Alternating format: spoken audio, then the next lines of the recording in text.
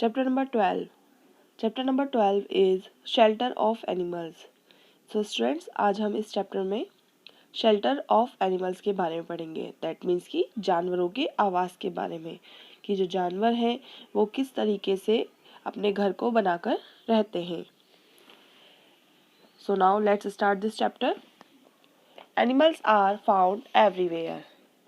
जो एनिमल्स होते हैं वो हर जगह पाए जाते हैं.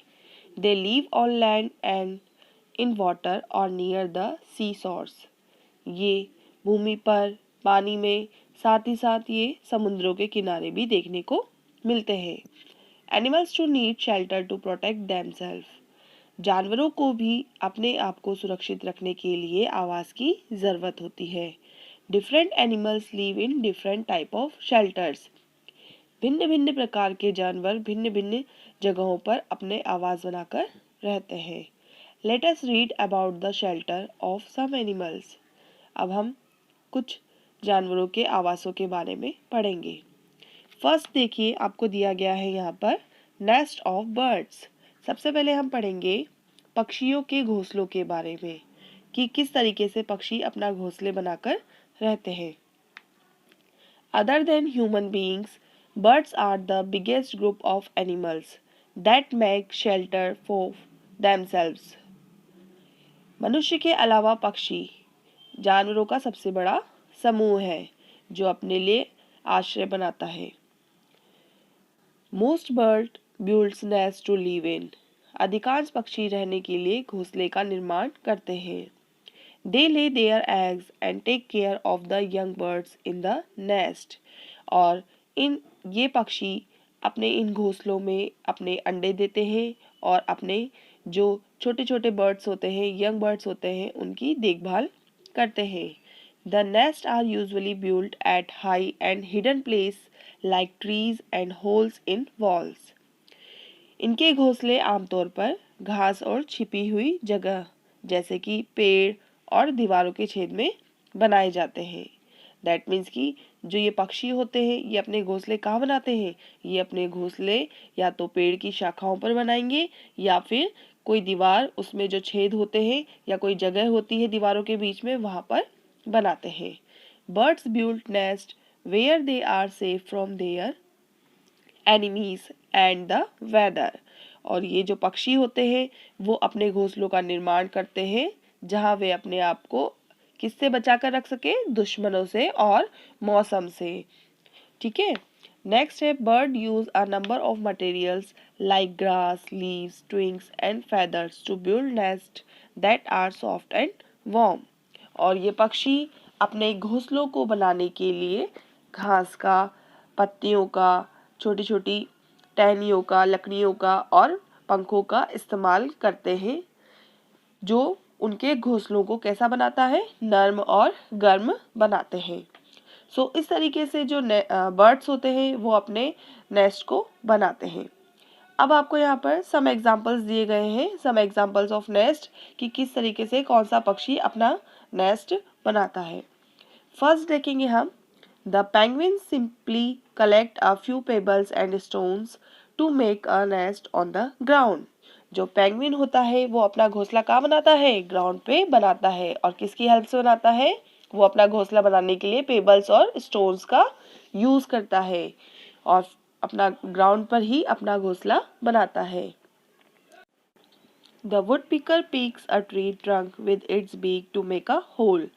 और जो वुड पिकर होता है, जो कटफोड़ा होता है, वो अपनी चोंच की हेल्प से, मतलब कि जो उसकी बीक होती है, जो उसकी चोंच होती है, उसकी सहायता से वो पेड़ के तने में छेद बनाकर अपने लिए घर बनाता है. To make it cosy it fills the hole with chips of wood. और अपने उस होल में चिप्स ऑफ वुड को डालकर अपने लिए आरामदायक उसे बनाता है. The weaver birds make a nest with twigs and grass. और जो वेबर बर्ड्स होते हैं, मतलब कि जिन्हें बुनकर पक्षी भी कहा जाता है, वो अपने लिए नेस्ट बनाते हैं किसकी सहायता से, ट्विंग्स और ग्रास की सहायता से. The nest hang upside down from the branches of tree. और उनके जो घोंसले होते हैं वो पेड़ों की शाखाओं में उल्टे लटकते हैं। मतलब कि बहुत से पक्षी तो पेड़ों की शाखाओं के ऊपर बनाते हैं घोंसले, पर ये जो वेबर बर्ड्स होते हैं ये अपने घोंसले को पेड़ों की शाखाओं में लटकाकर उल्टी तरफ बनाते हैं, नीचे की तरफ बनाते हैं। The bird enters it through an opening at the bottom of the nest. और ये इस घोंसले की ओपनिंग कहाँ से रखते हैं अंदर जाने के लिए? नीचे की तरफ से, उस घोंसले में नीचे की तरफ से अंदर जाने के लिए जगह बनाते हैं। The tailor bird use its beak like a needle to sew 2 or 3 leaves together with a blade of grass.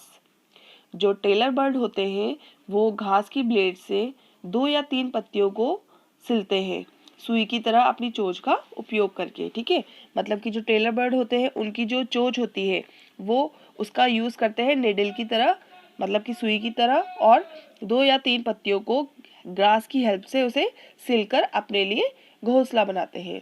The nest is made soft and warm bye lying in with fine grass. और जो घोंसला होता है वो बारीक घास से नरम और गर्म बनाया जाता है।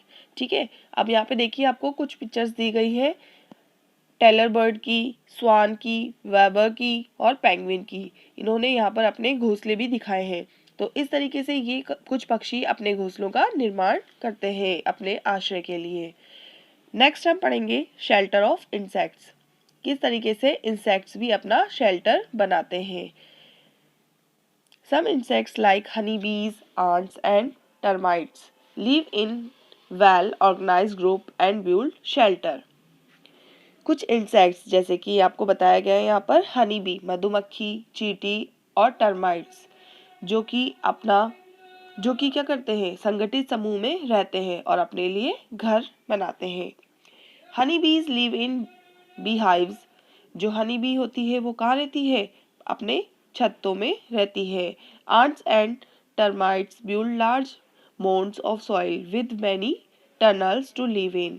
और जो आंट्स होती है, चींटियां होती हैं और जो दीमक होते हैं वो कई सुरंगों के साथ मिट्टी के बड़े बड़े टीले अपने लिए बनाते हैं रहने के लिए। Ants, bees and wasps are social animal as they live in large group called colonies. इसी तरीके से यहाँ पर आपको बताया गया है कि जो आंट्स है मतलब कि चींटियां हैं, जो बीज है और जो ततैया है वो एक सोशल एनिमल कहलाता है क्योंकि ये एक साथ लार्ज ग्रुप में रहते हैं और इनके आवास को क्या कहा जाता है? कॉलोनीज कहा जाता है। नेक्स्ट हम देखेंगे स्पाइडर वेब्स, मधुमक्खी के छत्ते के बारे में।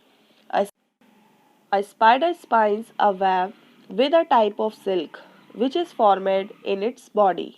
The silk comes out as a liquid. It becomes solid when it's come in contact with air.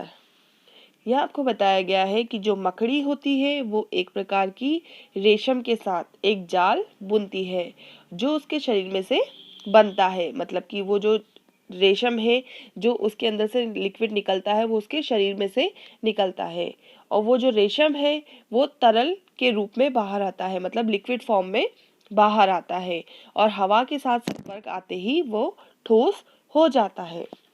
The web has blobs of glue to trap insects. A spider can easily get caught its own web, so it simply avoid the sticky blobs.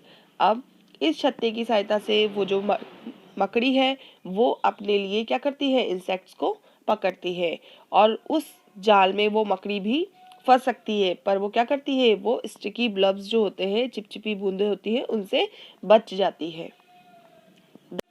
The silk thread spun by the spider is very strong. ये जो धागे होते हैं मकड़ी के जाले में जो स्पाइडर के द्वारा बनाए जाते हैं ये बहुत ही ज़्यादा स्ट्रॉन्ग होते हैं। Scientist are trying to produce a similar type of thread artificially. और अब साइंटिस्ट जो है, जो वैज्ञानिक है, वो कृत्रिम रूप से इस तरह के धागे का उत्पादन करने की कोशिश कर रहे हैं। सो आज हमने पढ़ा नेस्ट के बारे में, बर्ड्स के बारे में और साथ ही साथ उन बर्ड्स के बारे में जो अलग अलग तरीके से अपने लिए क्या बनाती हैं, अपने लिए घोंसला बनाती हैं। साथ ही साथ हमने इंसेक्ट्स के शेल्टर्स के बारे में भी पढ़ा और स्पाइडर वेब के बारे में भी पढ़ा। सभी स्टूडेंट्स अपनी बुक में से इस चैप्टर को रीड करेंगे, साथ ही साथ इस वीडियो से समझेंगे और बाकी का जो चैप्टर है वो मैं आपको नेक्स्ट पार्ट में सेंड करूँगी।